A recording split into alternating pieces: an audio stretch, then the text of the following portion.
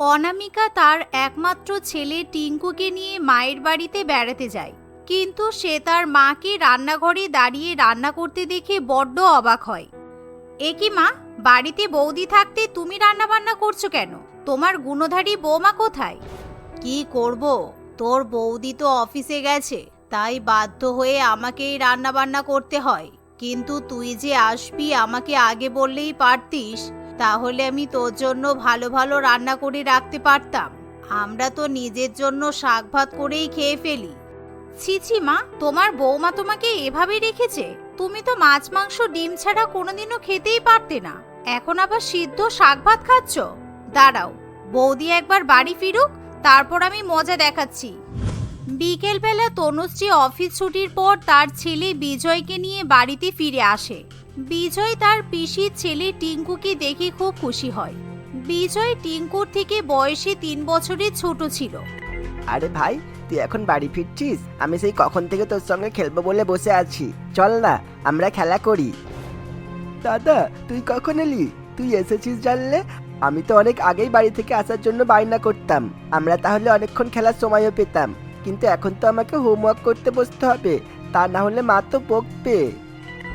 আহারে, ওইটুকানি 5 বছরের কচি শিশু, তোকে দিয়ে কি খাটনিটাই না তোর মা করায়। কি ব্যাপার বৌদি, বিজয়ের স্কুলের তো অনেকক্ষণ আগেই ছুটি হয়ে যাওয়ার কথা, তুমি ওকে এখন বাড়িতে নিয়ে আসছো কেন? আসলে বিজয়ের স্কুলটা আমার অফিসের পাশেই, তাই বিজয়ের স্কুল ছুটি হলে আমি লাঞ্চ টাইমে বিজয়কে নিয়ে আমার অফিসে চলে আসি, আর বাকি সময়টা বিজয় আমার সঙ্গেই থাকে। তারপর আমরা একসঙ্গে বাড়ি ফিরি, কারণ বিজয় আমার আগে বাড়ি ফিরে এলে ভীষণ দুষ্টুমি করে, তাছাড়া মা ওকে সামলাতেও পারি না। থাক হয়েছে, সারাদিন স্কুল আর পড়াশোনার অজুহাত দিয়ে ছেলেকে আমার থেকে দূরে সরিয়ে রেখেছ। তুমি কি ভেবেছ আমি তোমার মতলব বুঝি না? শাশুড়ি মায়ের মুখে এমন কথা শুনে তনুশ্রীর খুব খারাপ লাগে। বিজয়, তোর আর 1 সপ্তাহ পরে এক্সাম আছে, যা আগে গিয়ে পড়াশোনা কর, তারপর পড়াশোনা শেষ হলে দাদার সঙ্গে খেলবি। না রে বিজয়, তোকে আর আমার ছেলের সঙ্গে খেলতে হবে না, আসলে আমরা তো নিকৃষ্ট শ্রেণীর প্রাণী। তোর মা তো আবার চাকরি বাকরি করে, আমাদের সঙ্গে মিশলে তুই আবার খারাপ হয়ে যাবি, তাই তোর মা আমাদের গায়ে ছোঁয়া পর্যন্ত লাগতে দেয় না। আহ অনামিকা, তুমি এভাবে বলছো কেন? আমি আসলে এরকম একদমই বলতে চাইনি। আচ্ছা যা বিজয়, তুই তাহলে টিঙ্কুর সঙ্গে খেল। এই বলে তনুশ্রী নিজের ঘরে চলে যায়। তনুশ্রী সবে ড্রেস চেঞ্জ করে একটু খাটের উপর রেস্ট নেওয়ার জন্য শুয়ে পড়ে, কিন্তু তখনই অনামিকা দরজায় নক করতে শুরু করে। বৌদি, আমাকে 5,000 টাকা দাও তো, তাড়াতাড়ি করো, বাইরে ডেলিভারি বয়টা দাঁড়িয়ে আছে, ওকে টাকা দিতে হবে। কখন থেকে আমি দরজাটা নক করে যাচ্ছি, তুমি ইচ্ছা করে শুনছিলে না তাই তো? না না, আসলে আমি একটু ঘুমিয়ে পড়েছিলাম। কিন্তু কিসের ডেলিভারি? আমি তো কিছু অর্ডার করিনি। কি আর বলবো বৌদি, সেই দুপুরবেলা মায়ের বাড়িতে এসেছি, কিন্তু 2টো সিদ্ধ ভাত ছাড়া কিছুই পেটে পড়েনি। তার উপর আবার তুমি চাকরি বাকরি করতে যাও বলে তোমাকে তো আর রান্না বান্না করার কথা বললেও চলবে না, তাই ঠিক করলাম অনলাইনে খাবার অর্ডার করি। বাবা, এক বেলার জন্য 5,000 টাকার খাবার অর্ডার করে বসে আছে। এখন যদি টাকাটা আমি না দিই তাহলে আবার ঠেস মেরে কথা বলবে। থাক বাবা, কয়েকদিনের জন্য ননদটা ঘুরতে এসেছে, 2 দিন বাদেই তো চলে যাবে। এই ভেবে তনুশ্রী তার ননদকে 5,000 টাকা দিয়ে দেয়। পরের দিন বিজয় কিছুতেই স্কুলে যেতে চায় না, কারণ সে আজকে সারাদিন টিঙ্কুর সঙ্গে খেলাধুলা করবে বলে ঠিক করে। তাই বাধ্য হয়ে তনুশ্রী বিজয়কে বাড়িতে রেখে অফিসে চলে যায়। কিন্তু বিকেলবেলা বাড়িতে ফিরে এসে তনুশ্রী বিজয়কে ভীষণই কান্নাকাটি করতে দেখে। তার উপর বিজয়ের গালে 2টো থাপ্পড়ের দাগও দেখতে পাওয়া যায়। এ কি হয়েছে? তুই এত কান্নাকাটি করছিস কেন? তোর 2টো গাল তো একেবারে টমেটোর মতো ফুলে গেছে। কে তোকে মেরেছে বল আমাকে, এই জন্য তোকে আমি একা কোথাও রেখে যেতে চাই না, সারাক্ষণ আমার সাথে সাথে নিয়ে ঘুরে বেড়াই। জানো মা, পিসিনা আমাকে আজকে খুব মেরেছে।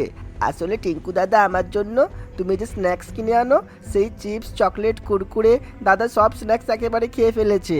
আমি দাদাকে বারণও করেছিলাম যে ওই সমস্ত খাবার একসঙ্গে খেলে পেট খারাপ হতে পারে, কিন্তু ও আমার কোনো কথাই শোনেনি।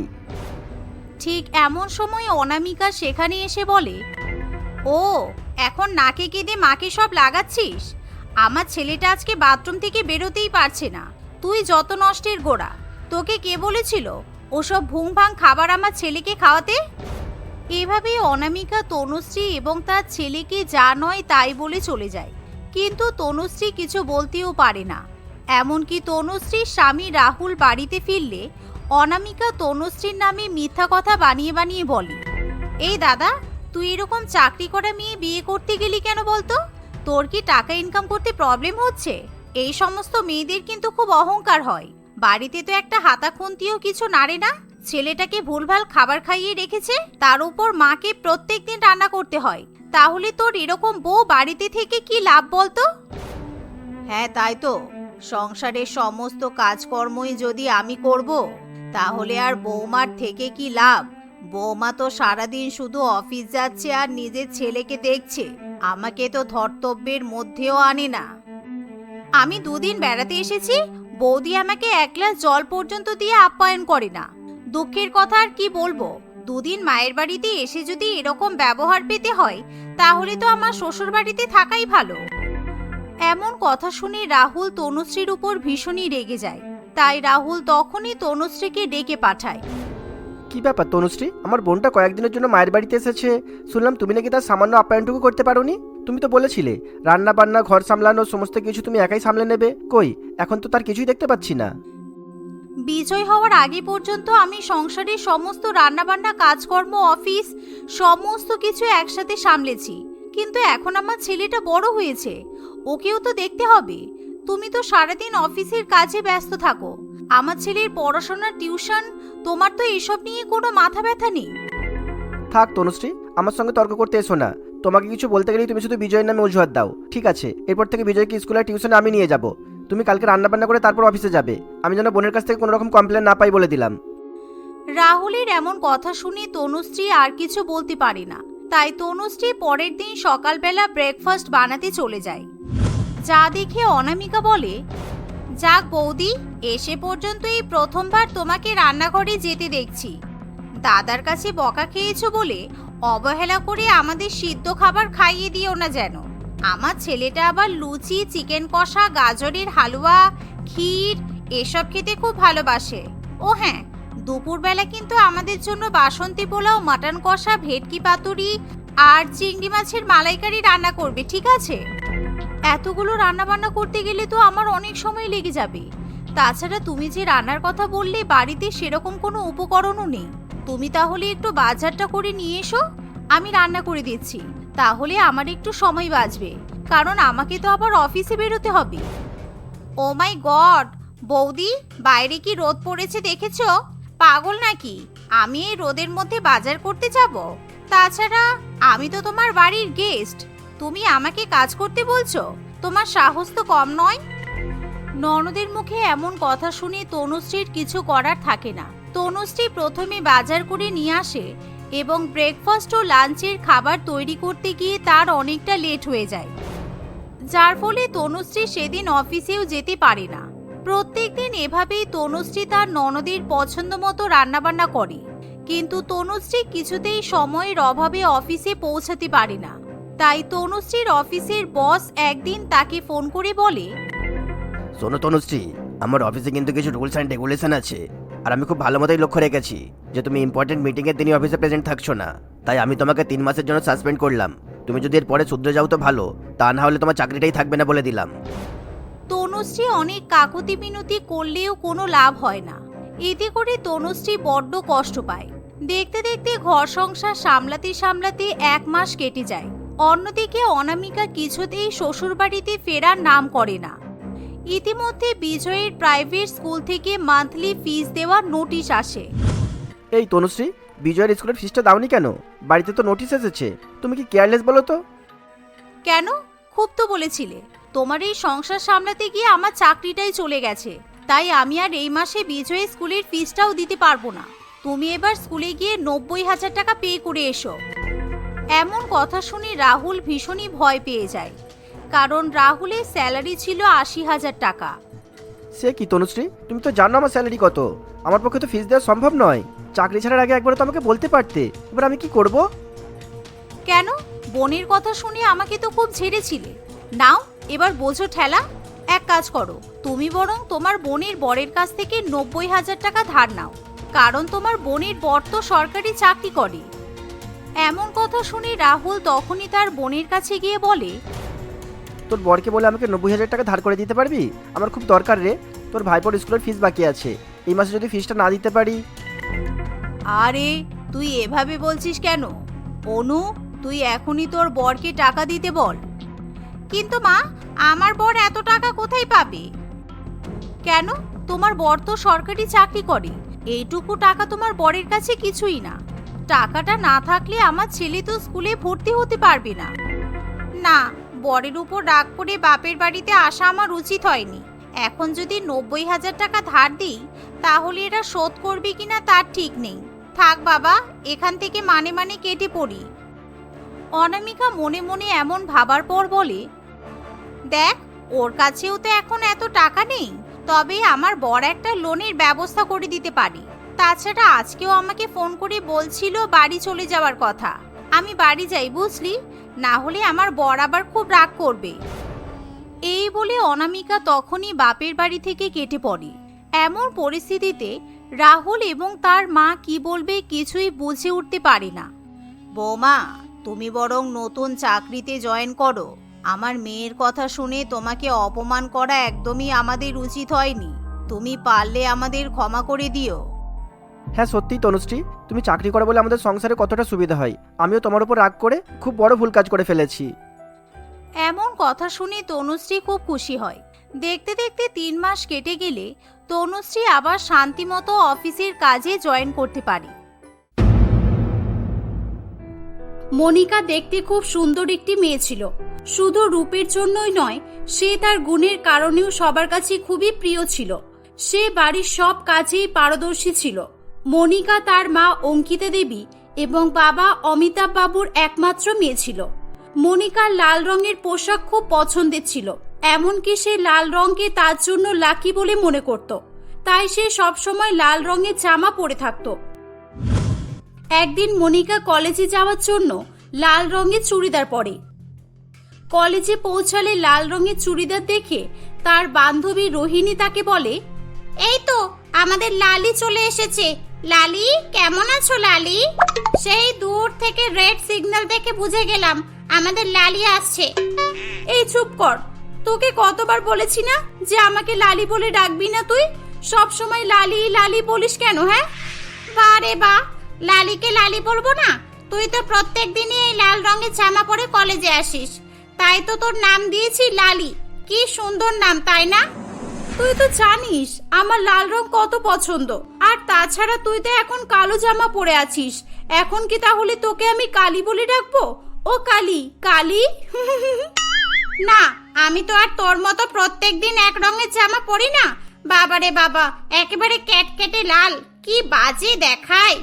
বিরিয়ানির হাঁড়িতে যেমন সবসময় লাল কাপড় জড়ানো থাকে, তেমনি তুইও সবসময় তোর গায়ে লাল জামা জড়িয়ে রাখিস। হ্যাঁ, আর ওই লাল বিরিয়ানির হাঁড়ি দেখে তোর লালা পড়ে, তেমনি আমাকে লাল জামা পরে সুন্দর লাগছে বলে তোর হিংসা হয়, তাই তো? এভাবেই তারা দুজনে হাসতে হাসতে ক্লাসরুমে চলে যায়। একদিন মনিকা লাল রঙের চুড়িদার পরে বাজারে গিয়েছিল কিছু শাকসবজি কেনার জন্য। সেখানে নম্রতা দেবী নামের একজন মহিলা মনিকাকে লাল রঙের চুড়িদার পরে দেখে খুব পছন্দ করে এবং সে মনে মনে বলে, কত সুন্দর দেখতে মেয়েটাকে, যেমন দেখতে সুন্দর তেমনই গায়ের রং এবং উচ্চতা। আমার অলোকের সঙ্গে এই মেয়েকে খুব ভালো মানাবে বটে। আমি ঠিক এমন মেয়েই খুঁজছিলাম আমার ছেলে অলোকের জন্য। নম্রতা দেবী তার একমাত্র ছেলে অলোকের সঙ্গে থাকে। নম্রতা দেবী বাজারের লোকের কাছ থেকে মনিকার খোঁজ খবর নিয়ে তাদের বাড়িতে চলে যায় তার ছেলে অলোকের সঙ্গে মনিকার বিয়ের সম্পর্ক নিয়ে। মনিকার বাড়ি গিয়ে নম্রতা দেবী মনিকার বাড়ির ডোরবেল বাজালে মনিকার মা অঙ্কিতা দেবী দরজা খোলে। অঙ্কিতা দেবীকে দেখে নম্রতা বলে, বাড়িতে কেউ আছেন? এই তো, আমি কি ভেতরে আসতে পারি? হ্যাঁ হ্যাঁ, ভেতরে আসুন, বসুন। আপনাকে ঠিক চিনতে পারলাম না। আমি অঙ্কিতা। আসলে আপনার মেয়েকে বাজারে দেখে এক নজরে আমার তাকে খুব পছন্দ হয়েছে। আমার ছেলে অলোকের জন্য। তাই আমি আপনার মেয়ের জন্য আমার ছেলের সম্পর্ক নিয়ে এসেছি। এই কথা শুনে মনিকার বাবা অমিতাভ বাবু বলে, তা আপনার ছেলে কি করে? আমার ছেলে একজন সফটওয়্যার ইঞ্জিনিয়ার। এই প্রায় 6 মাস হলো অলোক একটা প্রাইভেট কোম্পানিতে চাকরি পেয়েছে।